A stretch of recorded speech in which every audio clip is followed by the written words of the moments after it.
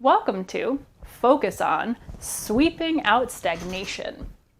Stagnation in the body and all the systems of the body is not good. We always want things flowing, right? In life, things are always moving and growing and evolving. And so we want the systems of our body to process the breath, the food, the blood, the oxygen, all the things, energy that our body's meant to process to function optimally.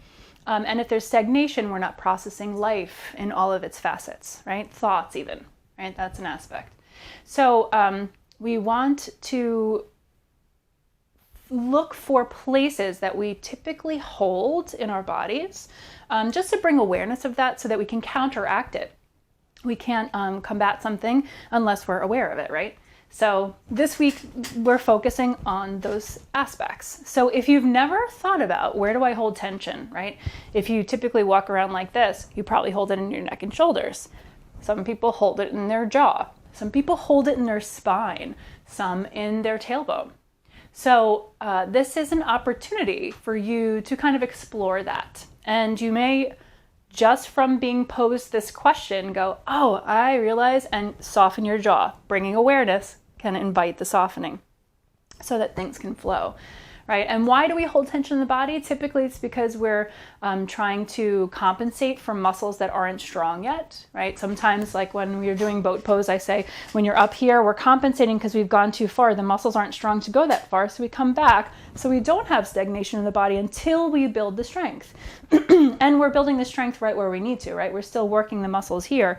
As here, we're just dumping tension here. So we'll get there once we've kind of mastered this. And honor your edge always so that you're not dumping tension into habitual dumping grounds, we'll say.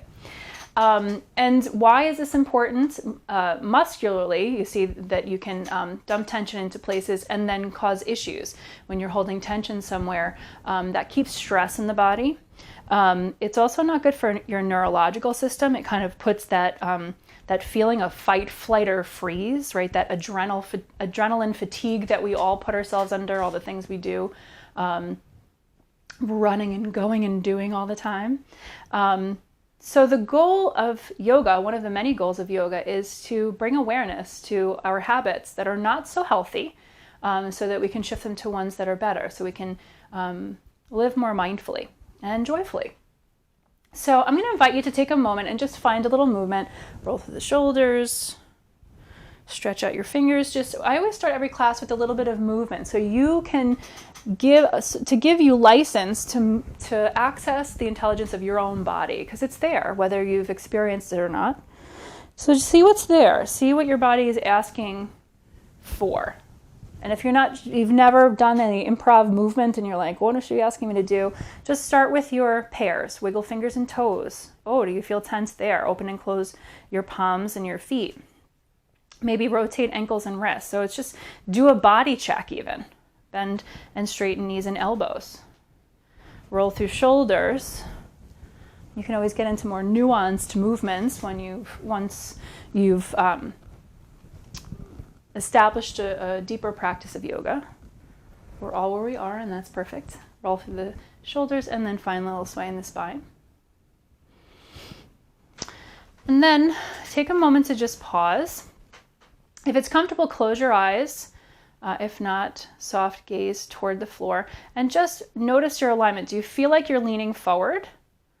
If so, imagine there's a wall behind you and lean into it. Slight tuck of the chin, not a closing of the chin, but a slight tuck. So we find this nice, soft, beautiful alignment so energy can move through the central channel of the body. And then take one hand to your low belly and the other to your heart. And just begin to take some elevator breaths. So inhaling to the top of your head, through your nose, and then exhaling down to your pelvic floor, out through your mouth. So start with getting the breath flowing. Nice and slow and controlled.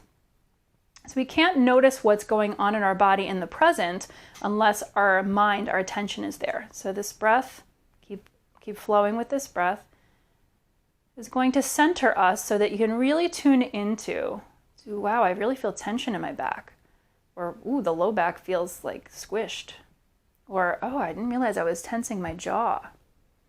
Maybe the shoulders or your face.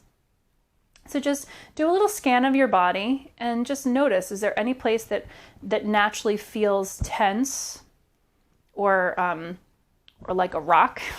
Sometimes I know when my husband gets tense, his shoulders feel like rocks, and it takes a bit to encourage them to soften.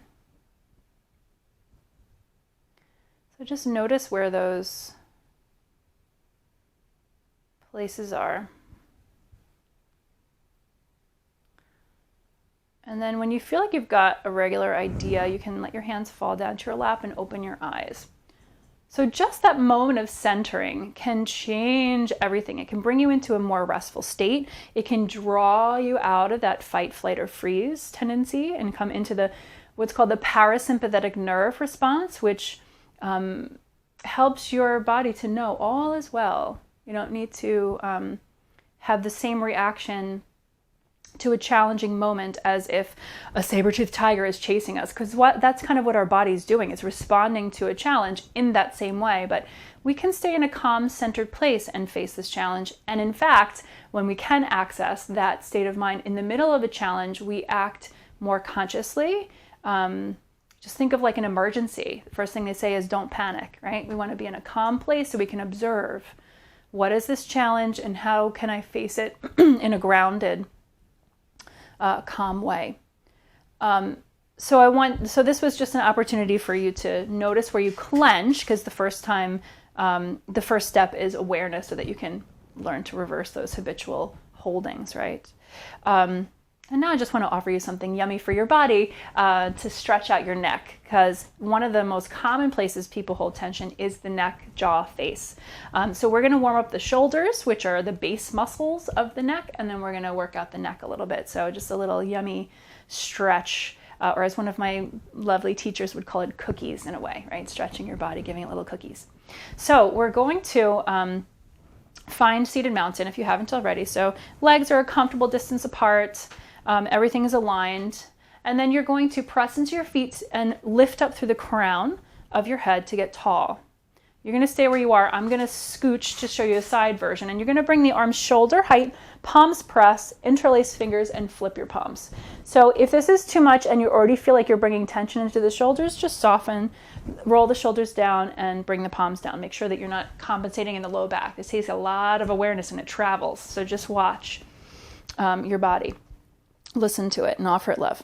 Okay. And so we're going to inhale, get tall, and then exhale, round the spine, chin to chest, and push the wall away in front of you. And then inhale, straighten the spine, bring the backs of the palms to your heart, and keep the shoulder blades down the back, elbows away, soften the tailbone, and pull your fingers away from each other. Inhale, get tall. Exhale, round, push the front wall away. Feel the shoulder blades hugging the back.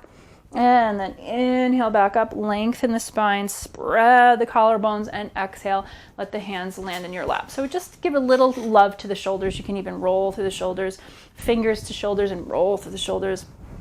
Just opening all of that up and letting the hands come to your lap. Now press into your foundation, push the floor away, inhale, push the ceiling away, and exhale, let the left ear fall to the left shoulder, and just pause. So you should feel a really lovely stretch on the top of that right shoulder. If you hold tension here, it might be a lot. So maybe just a little off center, and breathe. Bring that elevator breath into play. And each exhale, maybe you soften the ear away a little more. If this feels okay and you'd like a little deeper version, you can plant your right fingers down actively into the ground, like away, and then bring it to an angle. So now you're reaching the left ear away from the right fingers. And again, inhale, elevator breath, even though the elevator is crooked right now. And exhale to the pelvic floor and deepen the stretch, if it's available. Again, this is an exploration. Bring curiosity and playfulness and mindfulness. And now if it feels okay, you can try and find some micro movements to get into nuanced stretches, maybe slight shake of the head, yes. Slight shake of the head, no. And just play with movement. Obviously, if this is safe for you to do so, some people who have spinal issues, I would not suggest this. But if it's safe, you're going to just offer up awareness to your body. And then when it's ready, allow the chin to fall down towards your chest and the hand come back to the thigh. Let the head hang forward like there's a weight on your nose just for a moment to see if you can get a little, excuse me, stretch in the back of the neck. And then press your feet into the floor, zip up the belly to support your head as it comes back up, ears over shoulders. And then inhale, lengthen your spine. Keep everything the same, just let the right ear fall to the right shoulder. And it might be different on this side. Tune into the top of the left shoulder and see. Maybe I just stay here, and each exhale, I soften the ear away from the shoulder. If it's feeling okay and you'd like to enhance the stretch, reach the fingers actively down on the left hand and away, and reach the fingers and ears away from each other. Inhale to prepare and lengthen. Exhale to deepen. Really tuning in. So this is not a time to get distracted or answer the phone. If you need to answer the phone, you need to come out of it or tend to something. So just honor your body. We're going into deeper muscles here, so be aware. And then if it feels okay, you're going to slowly move the head side to side, up and down, maybe a little around. But if you move into a territory and you feel like, oh, that doesn't feel good, back out. Right? And just move into a way that feels good. When you're ready, chin comes down towards your chest again, hand comes back to your thigh, and roll back up, ears over shoulders. And now take a moment again, if you want to bring your hands to belly and heart again, close your eyes again, or take a soft gaze. Take another elevator breath. And see if you notice a difference. Do you feel a little lighter? Do you feel a little taller?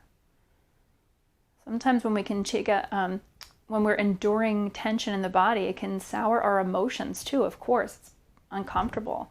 And when you can find release, you feel a little more open and brighter and happier because you're not feeling that tension.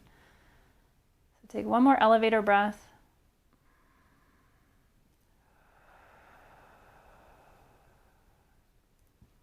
And then when you're ready, you can release your hands and blink open your eyes. So this was just a little exercise for you to bring awareness to where do you habitually clench. If you've never thought about that before, it can be a helpful tool in preventing tension, preventing stress in the body. So I hope you found this helpful. As always, if you try these exercises on a regular basis, or you found them helpful, please leave comments below.